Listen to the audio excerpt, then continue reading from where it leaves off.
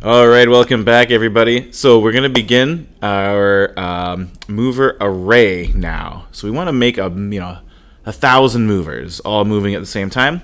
Don't want to make 1,000 variables, mover variables. That would not be a good use of our time. So instead, what we're gonna do is we're gonna make a mover array. Check it out. There we go, mover array. I don't want to call it my mover anymore. I'm going to call it my movers because there's more than one mover now, theoretically. And then I'm going to make a variable to keep track of how many movers I want. I'm going to say int n.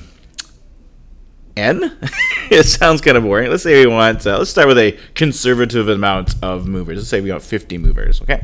So we'll start with 50. So n is the number of movers. I don't know, whatever. N is fine. Okay, so this doesn't work anymore, and you might be like, we broke it. No, it's okay, it's good. So what we want to do is, first of all, we have to make our array. So we have an extra step now, but that's okay. An extra step will save us so many more steps in the future. It's going to be beautiful. It's going to be so nice. Watch this. I'm going to make an array. This is just like how we did it in Unit 1. So I'm going to do my movers equals new mover array. And I'm going to stick n in here. N is the number of movers I want. Right now it's 50. So this will make an array of movers. You'll have 50 pages or 50 elements in it. 50 places to store movers. So it'll contain 50 movers once we're ready. Right now there's no movers in there though. It is completely empty of movers. So we need to build the movers. I could manually do it. I could say my movers sub 0 equals new mover. My movers sub 1 equals new mover. I could do this manually. I could type this out, 50 times, getting to at the end, my movers, my movers sub 49 equals new mover. This is a way you could do it, but that's just no thanks. No thanks. Especially if n gets big, right? If it gets to like 1,000, gets to anything really, it's not an efficient way. But notice the pattern. It goes 0, 1, 2, 3, all the way to 49. That really sounds like a while loop, right? We did a bunch of things in Unit 1 where we used a while loop to count numbers. So this is an ideal situation to automate with a while loop. And this is really powerful. I really want everyone to get their minds wrapped around using while loops to automate otherwise tedious tasks. It's one of the prime reasons why computers and programming languages, I guess more specifically, have loops built into them. So watch this. Instead of saying 0, 1, 2, 3, etc., I'm going to put in I here. And I'm going to wrap, I get rid of this here.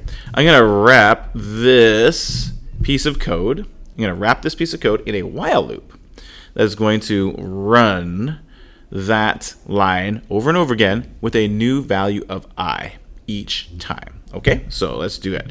I'm going to say, first of all, I need an I, and I equals 0. And we'll say while I is less than, what number should we use? Well, n is the number of movers, so I'll just say while it's less than n.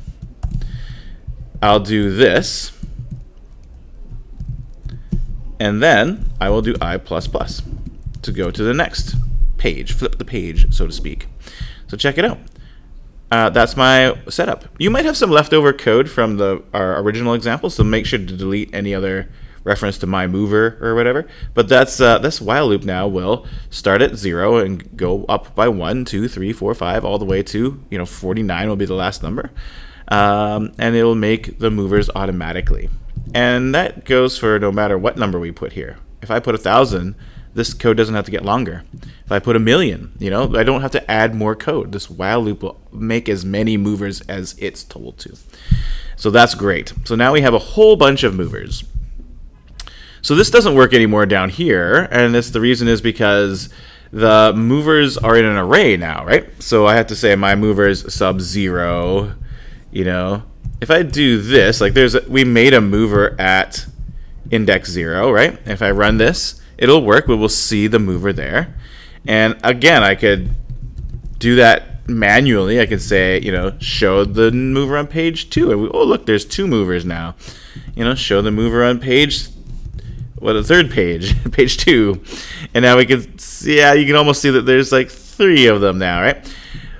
But again, painful to manually type this out. So same trick as we did in our setup. We're going to use a while loop to automate the showing and acting of every single mover in our project. So I'm going to do basically the exact same while loop. It's exactly the same above and below. It's just what we're repeating is different. Instead of repeating the making of movers, we're going to repeat the animating of movers. So I'm going to put this on the top and this on the bottom. I'll press Control or Command T to auto indent. And now every frame I will go to each one of my movers and tell it to act and show. And we'll get like a whole blossom of them. Here they whoa! Wait a second. I only see the one mover. What's happening? Oh, what have we done? They all seem to. Oh, look at that. We didn't put I here yet. We didn't put I. My apologies. So we're basically telling the same mover to move so many times. So let's change that to I. That was our missing thing. Now we will be able to, as we go from 0, 1, 2, 3, 4, that will control mover 0, 1, 2, 3, 4. So really important to put that in. Now we'll see all the movers dancing around. And as randomness, fills the void, we'll see all of our movers start to kind of like grow and expand outwards and stuff like that. So that's always fun to see. Okay, so there we go. We've made some movers. I really like the way the sketch turns out over time. I'll just mention, maybe I'll just get rid of background 0. It looks really cool when we can see it like leaving a trail behind as it moves. So if we get rid of the background, it just draws on the surface. So it's kind of fun to see. This almost looks like it's kind of pushing the boundaries of the edge. So that's pretty fun. If you wanted to, we could always change N now. And watch. This is where I think object-oriented programming gets really impressive. Like if I decide I only want 10 movers, I can just change this one variable. And that changes the loop of how many we make. It also controls how many we try to show. Now I only have 10. I guess it doesn't look that different because they're all piled on top of each other. But I could also put in, 1,000. And you'll probably see it lag at this point. Ooh, it's starting to lag.